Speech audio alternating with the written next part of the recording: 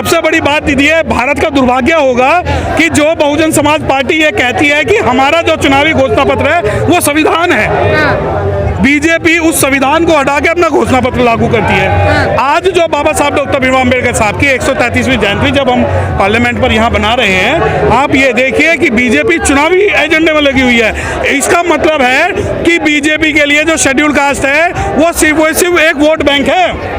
आपको इस कोने से उस कोने तक बीजेपी का कोई भी स्टॉल लगा हुआ नहीं मिलेगा।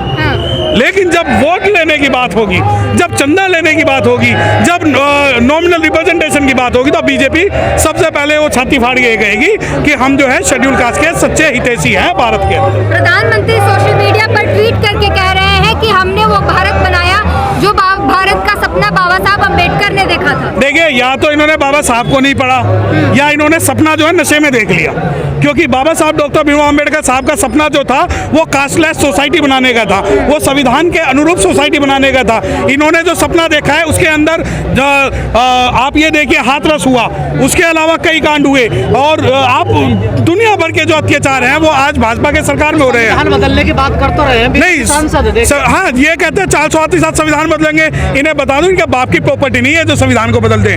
अभी हमने खाल उतारना छोड़ा है, हथियार चलाना नहीं छोड़ा। ये शेड्यूल कास्ट है, संविधान बदलना तो बहुत दूर की बात है, पहले अपना कच्चे बदल लें, वो बहुत बढ़िया। 75 साल से यही कह रहे हैं, सारे काम हो रहे हैं देश में। नहीं हो रहे हैं, ये हो रहे हैं, लेकिन अब जब ये चैलेंज कर रहे हैं तो उस चैलेंज को हम एक्सेप्ट कर रहे हैं। संविधान तो बदलना बहुत दूर की बात है, संविधान का एक शब्द भी नहीं बदला जाएगा। मोदी जी बाबा साहब को थैंक यू कर रहे हैं, आज कह रहे हैं उनके बदौलत और संविधान के बदौलत मेरे जैसा पिछड़ा आज प्रधानमंत्री है भारत का। देखिए, यही तो दुर्भाग्य है कि इनके जैसा पिछड़ा तो प्रधानमंत्री है, परंतु भारत की जो सबसे मजबूत महिला है, जो शेड्यूल कास्ट है, उसे ये आज पीएम नहीं बना सकते, सीएम नहीं बना सकते। आप ये देखिए, इंडिया गठबंधन बनता है, एनडीए गठबंधन बनता है, और दोनों के दोनों गठबंधन सिर्फ इस बारे में कि बहन कुमारी मायावती को प्रधानमंत्री पद का दावेदार घोषित ना करे, इस कारण बहन जी से गठबंधन नहीं करते। तो ये किस प्रकार का गठबंधन की बात कर रहे हैं। दूसरी बात, आज बहुजन समाज के जो शेड्यूल कास्ट लोग हैं वो इस बात को समझ चुके हैं, वो जानते हैं इस बात को कि उनके फेवर में 2024 में किसे वोट डालनी है। और ये जो नोटंकी मोदी अपने आप को ओबीसी कह के कह रहे हैं, हमें ओबीसी से दिक्कत नहीं है, हमें शेड्यूल कास्ट से दिक्कत नहीं है, हमें ब्राह्मण बनिया किसी से दिक्कत नहीं है, हमें दिक्कत है जो लोग संविधान नहीं मानते, उन्हें हमें उनकी औकात दिखानी है और संविधान के अनुरूप हमें शासन। वकील साहब, आप नई दिल्ली से प्रत्याशी हैं बसपा के, बड़ा चैलेंज वाली सीट है ये। देखिए, महकती रुख को गुलाब कर देंगे, इस बार सबका हिसाब कर देंगे, और रहने दे पैमाने के अंदर ही साकी, वरना एक बूंद से शहर का पानी खराब कर देंगे। हर इलेक्शन जो है, साहब काशीराम कहते थे, पहला इलेक्शन हारने के लिए, दूसरा हराने के लिए और तीसरा जिताने के लिए। प्रत्याशी हैं, और अगर टिकट मिलेगा ना तो पूरी नई दिल्ली को नीली कर देंगे।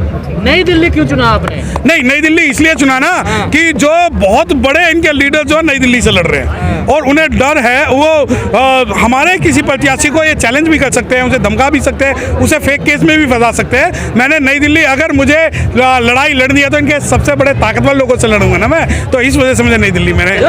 ये देखिए कि जब हम बाबा साहब डॉक्टर भीमराव अम्बेडकर साहब की 133वीं जयंती बनाने के लिए पार्लियामेंट में इकट्ठे हुए हैं, तो लगभग ये जन सैलाब नहीं, ये सिर्फ एक ट्रेलर है। पूरी फिल्म अगर आपको देखनी है तो दिल्ली के हर जगह, हर गांव, हर कोने में लोग आज भी कार्यक्रम कर रहे हैं। यहाँ तो सिर्फ वो लोग आए हैं जिसमें बाबा साहब डॉक्टर भीमराव अम्बेडकर साहब को पार्लियामेंट में श्रद्धांजलि देनी है। आप ये देखिए, अगर जन सैलाब की बात है तो आज दिल्ली के लगभग हर गाँव में सुबह बाबा साहब के नाम की प्रभात फेरी निकली है, और वो प्रभात फेरी का ही कारण है कि वो लोग अभी वहाँ पर बिजी हैं। जन सैलाब तो यहाँ जब आएगा जब ये पूरी पार्लियामेंट अंदर से नीली होगी, उस दिन सही मायनों में दुर्भाग्य है ना, अंदर से तो कुछ और ही हो रही है ना। देखिए, दुर्भाग्य नहीं है, आप इसे दुर्भाग्य मत कहो, ये हमारी मेहनत है। और मेहनत क्या है?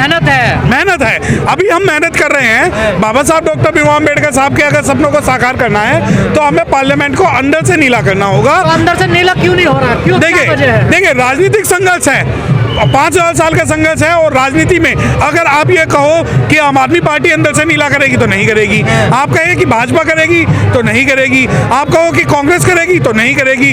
अगर पार्लियामेंट को अंदर से नीला करना है तो बाबा साहब डॉक्टर भीमराव अम्बेडकर साहब काशीराम जी की विचारधारा वाली जो भारत की एकमात्र पार्टी है वो है बहुजन समाज पार्टी, उसके नुमाइंदे भेजकर नीला करना होगा। विश्वास कैसे करें ना, पूरे दिन तो बाबा साहब की जय बोलता, शाम को पता चलता बीजेपी बीजेपी में शामिल हो गया। देखिए ये जो है होगा एक वो है शेर कि होगा सदा सम्मान मिशन में मिटने वालों का, पार्टी का क्या दोस्त दोस्तों बिकने वालों का।